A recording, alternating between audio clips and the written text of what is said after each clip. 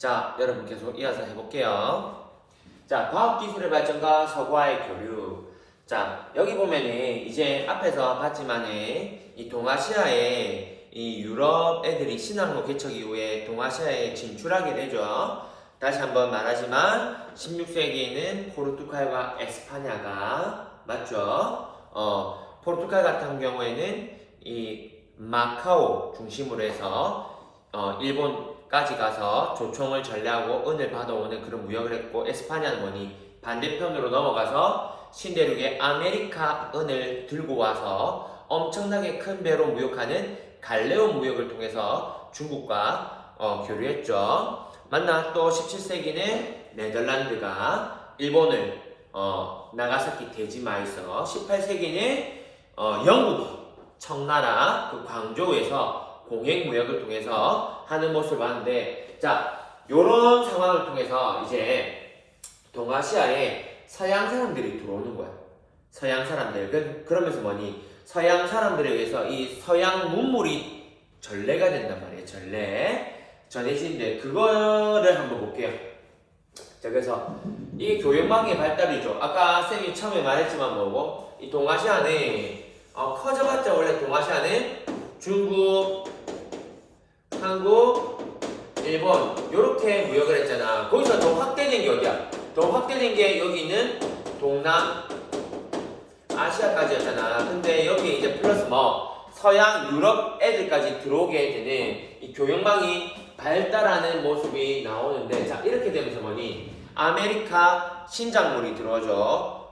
고추, 고구마, 담배, 감자 뭐 이런 게 들어오면서 이제 신작물이 들어오면서 먹고 살기도 훨씬 더 좋아집니다. 훨씬 더. 그러면서 인구가 증가하는. 그래서 다음 시간에 배우겠지만 그 뭐고 사회가 변화되는 모습이 또 나오게 될 겁니다. 되겠죠? 자, 그러면 중국부터 서양의 인물들 한번 살펴볼게요. 우리가 꼭 기억해야 되는 게 두 사람이에요. 두 사람. 일단 두 명만 기억합시다. 명나라 사람. 명나라 사람이 아니지. 명나라 때 유럽에서 선교, 그러니까 크리스트교를 전파하러 하기 위해서 온 사람이야. 되겠죠? 신부님이죠. 이제 신부님인데 선교하러 온 거야. 선교. 근데 그렇잖아. 솔직히 말해서 이게 유튜브 터니까 좀 솔직히 쌤도 어떤 거부감이 있냐면은 그 지하철 같은 거 탈 때 보면은 그 예수님 믿자면서 이런 식으로 하면은 쌤도 믿지만은 솔직히 그 거부감이 있어. 너무 강압적으로 하고. 쌤이 사실 안 좋은 경우도 좀 많이 봤단 말이야. 왜냐면 일부분이긴 하지만 말 잘해야 돼. 일부분이긴 하지만 어르신들 같은 경우에 쌤이 예전에 대학생 딱 봐도 어린 20대 초반이 대학생인데 대학교에서 풍물놀이 하는 거야. 풍물놀이 한다고 꽹과리 치고 이러면 뭐니 한복 같은 거 풍물놀이 하는 복장이 있잖아. 그거 입고 이제 지하철 타는데 할아버지가 있잖아. 예수님 믿읍시다 하는 할아버지가 복장 보자마자 아침부터 재수없다면서 악마가 깃들여졌다면서 막 소녀한테 대학생한테 엄청 상처받았을 거야. 내가 같으면 악마가 깃들여졌다면서 막 쌍욕하고 막 이런 거 봤단 말이야. 막 그런 거 보면서 와 진짜 무섭다. 그런 분들 뒤가 없잖아. 그러니까 대학생 나중에는 소녀가 학생인데 나중에는 도저히 안 돼가지고 먼저 내려버리더라고. 나 그런 모습 보고 하여튼 간에 봐봐. 일방적으로 그렇게 하면은 거부감이 들잖아. 거부감이 드니까 대표적으로 이런 선교사들이 올 때는 있잖아. 뭐냐면 유럽의 최신식 문물 같은 걸 같이 곁들이면서 이제 줍니다. 그게 우리나라도 마찬가지거든. 나중에 우리 한국 사회에서 근현대사 배우면 마찬가지인데, 기독교나 천주교 이런 개신교나 천주교에 이제 선교하러 오면은 우리나라에 가장 많이 있는 게 교육이나 병원 짓고 이런 사업을 합니다. 그 하면 뭐겠니? 애들 무상 교육 시켜주고 병원도 지어가지고 환자들 치료해주고 이런 식으로 하면서 나중에 병이 낫고 애가 똑똑해질 거잖아. 교육 봉사활동도 하고 막 이런 식으로 하면서 뭐니 마지막에 뭐라 하면 이 모든 게 하나님의 은혜입니다. 이러면 믿게 된단 말이야. 예되니? 그 마찬가지로 이런 선교회 출신의 선교 목적으로 왔지만 서양 문물 이게 선물 같은 다시 이런 게 서양의 우선 문물에 그러니까 전해주면 사람들이 뭐니? 와 이거 뭐야? 대박인데? 선진 문물? 막 이런 식으로 하면서 당연히 뭐니? 그리스도 교회에도 관심을 가지게 되겠죠. 이런 식으로 믿게 하려고 이제 전달하는 거. 그래서 이 마테오 리치라는 사람 너무 중요하지만 명나라 때 온 사람이야. 나라가 명나라일 때 16세기 말이니까 우리 1592 임진왜란 때니까 16세기 말이니까 1592 맞죠? 이때니까 마테오 리치 맞죠? 명나라 미음 마테오 리치 명나라. 자 그래서 자 얘가 중국에 전해준 게 뭐냐? 곤여 만국 여러 나라라는 뜻이야. 만국 여러 나라를 그린 전도 그림이다 이 말이에요. 이게 뭐야? 세계지도란 말입니다. 곤여 만국 전도는 세계지도고 우리 교과서 109페이지 보면 나와 있습니다. 여기 보면 세계지도. 자 그러면서 뭐고 세계관이 바뀌는 거야. 항상 뭐니 중국 같은 경우에는 뭐니 전 세계 중심은 우리가 중화, 화이 이런 게 있었잖아. 중화 사상, 화이 사상이 있었는데 전 세계 중심이 이제 바뀌는 그런 걸 세계지도죠. 곤요만국전도나 천주시리가 뭐냐면 천주가 뭐니 하늘의 주인이란 말이야. 지금 뭐다? 하느님이야 하느님. 그러니까 쉽게 말하면 뭐니 성경책을 푸른 책이야. 성경책 해설서야. 천주시리는 천주가 하느님이잖아. 하늘의 주인이 하느님이잖아. 맞지? 그러니까 성경책을 해석한 책이 천주시리. 그러니까 얘 선교사래 이 말이야. 선교사인데 이런 여러 가지 문물 전해주면서 뭐다? 1+1으로 이 모든 건 뭐다? 하나님의 은혜임 이런 식으로 해서 전도하러 온 거야. 전도 되겠죠? 천주시리. 그러니까 기하 원본이 뭐냐면 기하학이 뭐야? 도형 같은 거죠. 그러니까 유럽 애들이 뭐 피타고라스의 정민이 도형 이런 거 있죠. 여러분 수학에 배우는 거 이때 오는 거야. 응? 기하 원본. 그러니까 도형 같은 거 수학도 이때 전례가 되는 거죠. 그 전부 다 전례한 사람이 누구다? 마테오 리치란 말이야. 이해되죠? 그래서 마테오 리치는 명나라 때 온 사람이고 대표적으로 곤요만국 정도 꼭 알아서 세계지도 되겠죠? 자 그 다음에 명나라 말에서 청나라 사이에 있는 정확하게 하면 명나라 말에서 청나라인데 뭐 청나라 맞네 청나라. 또 그때 당시에는 이 사람 다음에 또 온 사람이 아담 샬이라는 사람. 아담 샬이라는 사람은 이제 뭐 이때 당시에 이제 뭐 막 여러분들 청나라라 생각이 됩니다. 청나라 때 사람인데 이때 당시에 뭐냐면은 이때도 강희제라 생각합니다. 강희제. 무조건 청나라 하면 여러분들이 그냥 강희제라 생각해도 문제 없어. 동아시아는 알겠죠? 이 시헌역이라 해서 얘들아 세상의 중심은 중국이잖아. 중국이니까 세계의 시간도 뭐니 중국 중심으로 달력을 만드는 거야. 그래서 달력이 항상 정확해야 돼. 그래서 달력을 만들 수 있는 나라가 몇 군데 안 됐어. 그래서 그때 당시 제일 정확한 달력이 시헌역이야. 시헌역. 그거를 만들 때 엄청난 공헌을 한 사람이 아담 샬이라는 선교사야. 아담 샬이라는 선교사. 이것도 보니까 유럽에서 전략적으로 이 사람을 유럽에서 파견한 거야. 왜? 얘가 이 과학기술, 이 달력 만드는 전문가였단 말이야. 그러니까 뭐니? 중국 애들 입장에서는 뭐니? 특히 청나라가 뭐니? 여진 만주족 오랑캐가 세운 나라잖아. 그러니까 얘들이 컴플렉스가 있을 거 아니니? 찐 중국 애들이 아니니까. 그게 뭐니? 이 청나라 입장에서 뭐 얘들 우리도 우수하다 이런 거 보여줘야 되겠지. 얘들 자기들 우수한 걸 보여주려면 뭐니? 원래 중국 한족만이 달력 그 정확한 달력을 만들 수 있는 우리는 더 정확한 달력을 만들 수 있다 이거 보여줘야 되겠죠. 그러니까 뭐니? 이 아담 샬이라는 애를 보내가지고 만들게 도와준 거야. 그러니까 뭐니?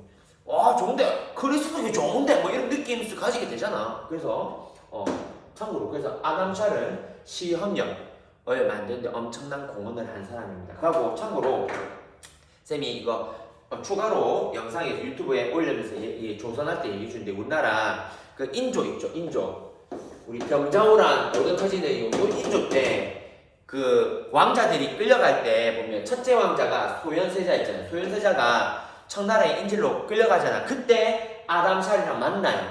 아담 샬이랑 만나가지고 그 얘기 해줬어. 아담샬이랑 만나가지고 이제 나중에 이 소현세자 같은 경우에 다시 돌아가잖아. 나중에 죽지만. 그래서 이 소현세자가 야 내가 얘가 첫째니까 다음에 인조 다음에 사실 이 소현세자가 첫째 아들이가 원래 왕 됐어야 된단 말이야. 그러니까 얘가 마지막 헤어질 때 말했단 말이야. 아담샬한테 야 내 나중에 왕 되면은 우리나라도 한번 놀러와. 이런 식으로 얘가 실제로 아담샬이 조선도 놀러갈 예정이었어. 근데 뭐니 죽었죠. 그래가지고 효종 복림대군이 둘째가 왕이 되는 거 그런 거 했는데 그래서 아담샬 같은 경우에는 시헌력을 제정한다. 그때 당시 가장 중요한 가장 정확한 달력. 그래서 쌤이 저번에 요거 기억나니? 요럴 때 요렇게 말했는데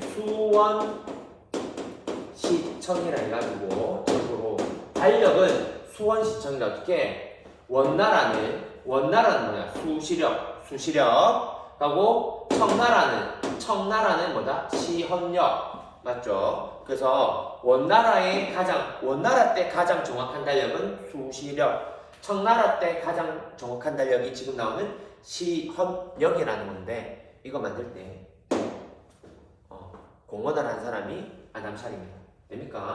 그리고 이건 내신이야 내신. 우리 교과서에 나와서 꼼꼼하게 한 다음 적어봤습니다. 그래서 청나라에 또 카스틸리오네라는 얘도 선교사입니다. 선교사인데 얘는 특징이 뭐냐? 얘는 특기가 서양 기법이야. 서양화야 서양화. 그래서 정말 이 동양화랑 다르게 서양화잖아. 동양화는 이거 말하면 너무 길어져. 하여튼간에 동양화는 우리의 이상세계, 우리의 있는 마음속에 정신을 그리는 게 동양화라면 서양은 사진과 거의 흡사한 정밀화를 그리는 거거든. 그래서 카스틸리오네가 이제 특기가 그림 서양화야 서양화. 그래서 서양화 기법을 청나라에 전파하고 얘가 그림 같은 거 잘 그리니까 뭐냐면 나중에 청나라에 공원을 만들어. 청나라 궁궐 안에 원명원이라는 궁궐을 만들어. 그러니까 뭐냐면 정원, 엄청나게 예쁜 정원을 만들거든. 그거를 얘가 그림 잘 그리니까 그걸 설계한 사람이 또 카스틸리오네라는 또 선교사입니다. 선교사. 이거 내신이라서 해. 근데 나중에 18세기 되면 이제 요거 좀 알아야 된다. 전례 문제라는 게 터집니다. 전례 문제가 뭐냐면 전례가 행사 의식인데 이게 뭐냐면 제사야 제사. 얘들아 우리 기독교나 천주교 이런 데서는 제사 지내는 게 안 돼. 제사 지내면 안 되죠. 왜? 이거 우상숭배라 해서 조상에 대한 것도 그 십계명이 나오잖아. 하나님께서 나 외에는 우상을 숭배하지 마라 이런 식으로 해가지고 하면 안 된단 말이야. 그래서 예전에는 그게 허용이 됐어. 왜냐면 처음에 들어올 때는 하여튼 그리스도교 이제 퍼뜨려야 되니까 그때는 문제 삼지 않았단 말이야. 교황청이나 이런 데서. 근데 나중에 좀 퍼지기도 퍼졌고 나중에 이제 원래 정책은 바뀌게 됐거든. 정책이 바뀌면서 동양의 그 제사는 우상숭배다 이렇게 이 유럽의 교황청이나 이런 데서 선포한 거야. 그 동양에서 있던 우리는 이 동아시아에 있던 유교를 갖다가 완전히 무시하는 거지. 맞잖아. 우리 고유의 전통 문화인 유교 문화, 이 제사 문화를 조상에 대해서 감사함을 표현하는 의식이잖아. 이것도 사실 이게 제사 이게 어찌 보면은 기독교를 치면은 일요일날 예배 드리는 거랑 똑같은 거예요. 사실 유교에서는 제사가 그만큼 중요하게 다루는 게 제사인데 이거를 서양 애들 입장에서 보면 뭐냐 그냥 조상한테 죽은 사람한테 의식을 지낸다고 이거 뭐야 우상이네 이런 식으로 해가 그 제사 문제가 전례 문제야. 이걸 갖다가 우상숭배라 해서 금지시킵니다. 유럽에서. 그러니까 청나라에서 뭐니 이게 뭐야 그럼 우리 유교를 갖다 무시하는 거야 이런 식으로 해서 앞으로 뭐다 전례 문제 이후에는 그리스도교 우리나라에서 포교 금지다 이런 식으로 청나라가 선언합니다. 그래서 바뀌지. 그래서 일단 중국 짧게 찍으려 했는데 너무 길어지네. 중국 같은 경우에는 뭐다 명나라 때 누가 왔다 마테오리치가 와서 선교했죠. 근데 뭐 법적으로 세계주도인 고려만국전두나 성경을 풀이한 천주시립하고 기하학 도형을 수학을 갖다가 풀이한 기하 원문 같은 것도 저술하고요. 청나라 때 명말에서 청나라 걸치는 사람인데 청나라로 봤을 때 그 아담샬은 뭐다 달력을 제작하는데 공헌을 했고 그리고 카스틸리오네는 서양화 기법과 원명원이라는 정원이야, 정원. 엄청나게 예쁜 정원이 우리 교과서에 나와 있습니다. 여기 보면 나와 있거든요. 요 원명원이라는 이 설계, 이 정원 있잖아. 이 정원을 이걸 설계한 사람이 들려오니까 나중에 18세기 되니까 동양에 있는 제사 문제 이걸 우상으로 간주해버린다면 우상 숭배라서 제사 지내면 안 돼! 이렇게 돼버린단 말이야. 그러니까 이 동양 중국에서는 아니 우리 고유의 이 유교를 개무시한단 말이야. 그럼 누구도 안 돼. 이런 식으로 해가지고 그리스도교가 금지가 될 겁니다. 알겠죠? 자, 그러면 이렇게 중국의 항상 센터는 중국이잖아. 그때도 중국의 영향을 받아서 우리나라에도 이런 곤요망천두나 이런 이 중국의 시언업도 마찬가지예요. 이런 유물들이 나중에 우리 청나라 때는 이럴 때 연행사 보내잖아. 맞죠? 교류하잖아. 맞죠? 교류하면서 이런 문물들이 조선에도 들어오게 됩니다. 그러면서 뭐니? 우와, 서양의 과학기술이 이렇게 뛰어나? 그런 식으로 보면서 뭐다? 중국 중심의 세계관이 탈피되는 거죠. 누구 중심으로 나중에 이 연행사, 즉 뭐다? 청나라를 배우자. 18세기 이후에 그 북학파 있죠. 그 북학파의 대표주자가 뭐 홍대용, 뭐 이익 이런 사람들이 있어. 뭐 나중에 막 박지원, 박재가 이런 사람들 있지만 그런 중에서 조선 같은 경우에도 이런 문물, 곤요망국천도나 시언력 등등을 영향을 받아서 세상의 중심 꼭 중국이 아니구나 이걸 알게 돼. 왜? 전 세계가 둥글고 이러니까 얘들아 전 세계가 둥근데 중심이 어디 있어? 둥근데 맞잖아? 센터가 항상 중국이 될 수 없다는 걸 이제 알게 되는 거지. 중요한 애들 와우씨 이게 진짜 그냥 개중요해. 이게 진짜 자 에드먼 너무 흥분했는데 더럽게 됐어. 자 에드먼 포 같은 경우에는 자 17세기 우리 기억나니? 크리스트교 포교 금지하면서 어느 나라만 이 네덜란드만 무역할 수 있도록 허락해줬죠. 에드먼 포에서. 왜? 이 네덜란드 애들은 크리스트교를 포교 안 했어. 얘들은 순수하게 무역만 해도 상관없다 했거든. 그러니까 얘들만 허락해준 거야. 어디서? 나가사키의 인공섬인 데지마에서 야 거기서 너네는 무역하고 가! 이런 식으로 허락해줬단 말이에요. 그래서 이 네덜란드를 있잖아. 한자로 적으면 뭐라 했냐면 네덜란드를 한자로 적으면 화란입니다. 네덜란드를 한자로 적으면 화란이라죠. 화란이라는 국가인데 네덜란드가 화란인데 화란의 학문이다. 네덜란드 학문이다 해서 화란의 학문에서 이게 난학이라는 거야. 그래서 에드먼 포에 네덜란드를 연구하기 시작하는 거야. 어떻게 저렇게 쟤들은 잘 살고 뭔지 알겠지? 발전했는가? 그 네덜란드에서 들어오는 새로운 학문을 뭐라 한다? 난학이라고 하는데 그 대표적인 뭐냐?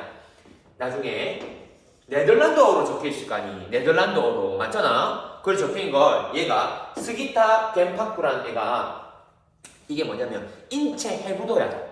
인체를 갖다가 우리 동양은 그 치료 어떻게 하니?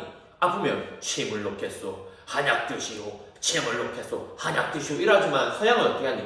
아프면은 절단해가지고 수술하잖아. 맞죠? 그래서 이때 당시 벌써 서양에서는 인체 해부학이 있었단 말이야. 그거를 이제 네덜란드 난학으로 되어 있는 걸 이 스키타 겐파쿠가 이제 하나하나 번역하는 거야. 번역.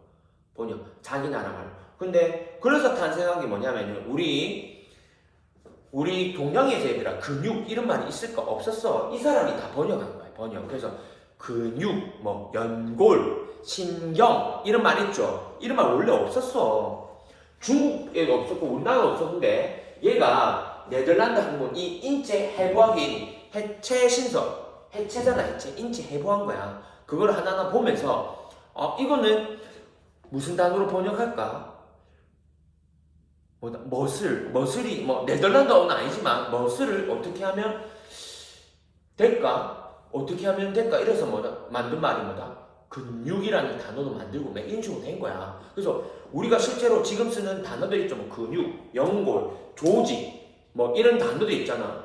이때 난학으로 인해서 다 탄생된 단어들이야. 되겠니? 대표적인 난학을 보여준 게 스키타 겐파쿠의 해체 신사가 유명합니다.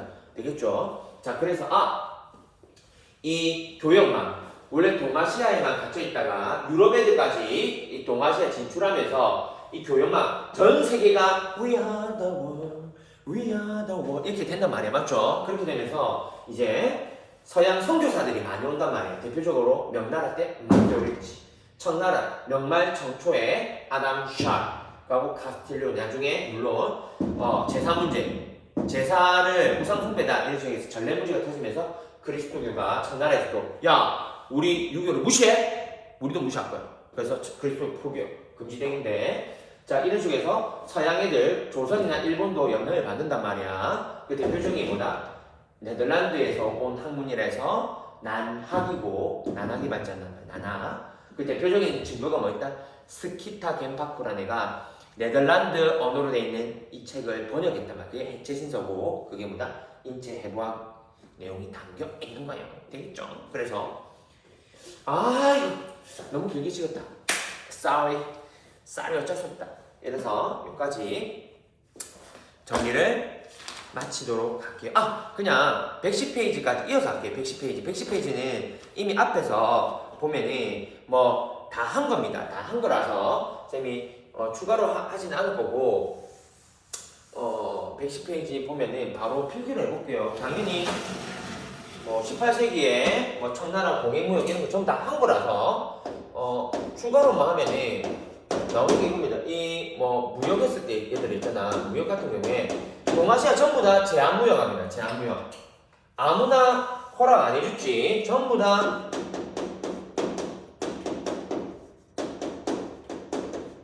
제한무역했단 말이야. 17세기 이후에 당연히 아무나 들어주지 않았어. 그래서 청나라 같은 경우에는 어디서만 있니? 나중에 우리가 살펴보면은 중국 같은 경우 광저우죠. 광저우만 열어주죠. 광저우만 대표적인 게 맞죠? 그리고 우리나라 같은 경우에는 일본 애들 어디서만 이거 기억나니? 외관 이거 딱 오면은 어디 일본 너거는 이 외관이라는 마을에 초량외관 유명해. 초량 나중에 초량외관 부산에 있는 요 초량 외관에서만 무역해. 딴 데 가지마. 딱 제한돼서 무역했잖아. 그리고 에도마토 같은 경우는 어디만 열었니? 나가사키만 열었잖아. 나가사키 맞죠? 나가사키 대지만 여기서만 무역하도록 했잖아. 맞지? 그래서 제한무역을 실시했구나. 대표적인 도시가 청나라는 광주, 조선의 초량의 외관이란 마을.